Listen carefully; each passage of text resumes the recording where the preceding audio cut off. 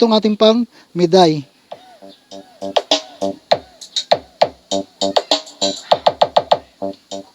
Ayan ano. Tapos ito naman yung ating pang low mid.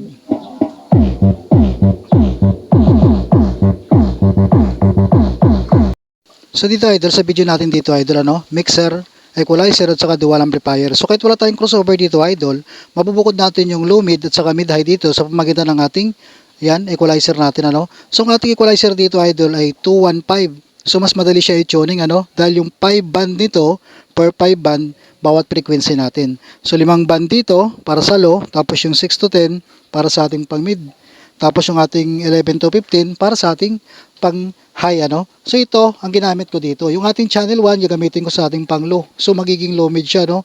Ayan, pagdating dito sa ano, binaba natin yung pinaka high dito. Tapos sa ating channel 2, ayan, nakababa yung ating low dito. Tapos angat dito konti sa ating pang mid. Ayan, papunta rito sa ating pang high. So ito yung gagamitin natin yung channel 2 sa ating pang mid high, yung channel 1 sa ating pang low. So ganito siya idol, kahit wala tayong crossover dito, kayang-kaya natin yan. So mag-volume tayo dito sa ating mixer. Through Bluetooth yung ating source dito. Ayan. So ang gain natin, maglagay tayo kahit kalahati lang dito. So wala pa siyang sound dahil nakababa yung volume ng ating bawat amplifier. So itong ating pang mid-high.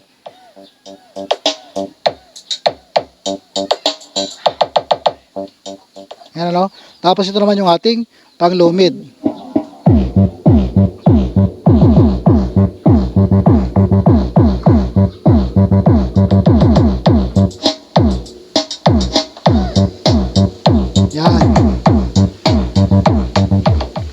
So okay yung ganyang setup idol, ano, kahit naka equalizer lang tayo dito. So dito idol, pwede natin gamitan na maximizer yan para mapaganda pa o maboost pa natin yung ating sound, ano, o yung atong tatlong frequency na yan. So yung ating equalizer yan ang pinaka settings dito. So pwede yan, iuna natin o isunod natin dito sa ating mixer yung ating maximizer para magamit lahat para sa mid-high at saka sa low yung ating maximizer dito. Tayo ulit.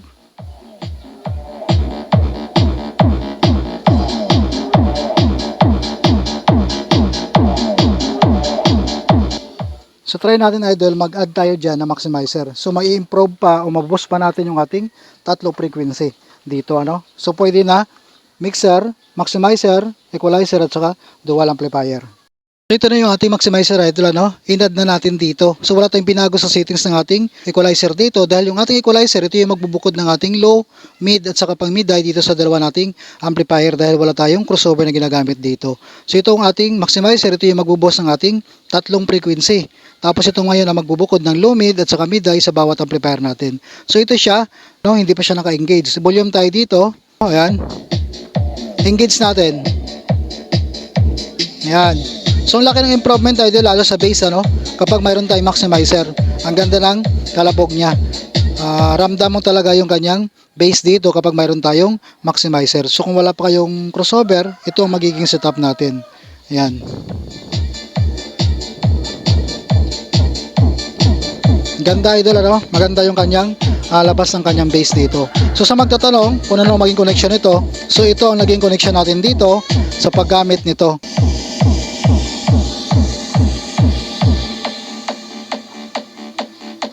So sa ginawa kong connection dito idol, ano, muna sa ating mixer, equalizer, tapos dual amplifier. So i-add natin dito kung anong ginawa natin connection dito. So mula dito sa ating mixer idol, ang ginamit ko lang na connector, ito, dual mono TS sa dual XLR male. So main output lang ng ating mixer dito, kabilang channel yan.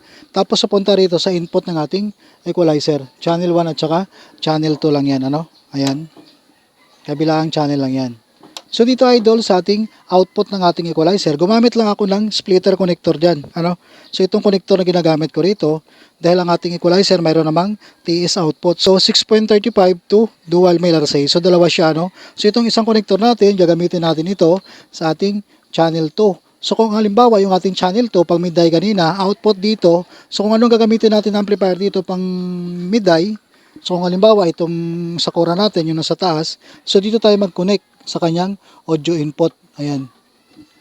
So isang connector natin dito, ganito, output tayo dito sa ating channel 1 para sa ating pang low mid, gagamitin natin dito sa isa nating amplifier. So output tayo dito, ayan.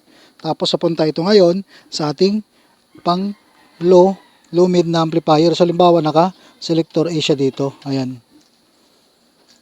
So yan ang ating naging connection lang, idol. Nabubukod na yan, idol, dahil yung ating band ng ating equalizer kanina, nakabukod na yun para sa low mid at saka pang mid high natin. So mayroon tayong additional dito, idol, na maximizer. So ganito naman ang magiging connection natin dito. Itong ating maximizer dito. Ayan. So ang gagawin lang natin dito, so yung connector natin dito mula sa ating mixer papunta sa input ng ating equalizer, ililipat natin sa ating maximizer dahil mayroon na tayong maximizer dito. Ilagay lang natin dito sa channel A at saka channel B. Ayan. Tapos gagamit lang tayo ng connector maximizer to equalizer. XLR female to XLR male, ano. So output tayo dito sa ating maximizer, channel A at saka channel B. Papunta lang ito sa input ng ating equalizer. Ayan. So kabilang channel lang din yan. Ayan siya, idol, ano. So wala na tayong ibang connection dyan. Yun lang. Yun na yung tunog kanina.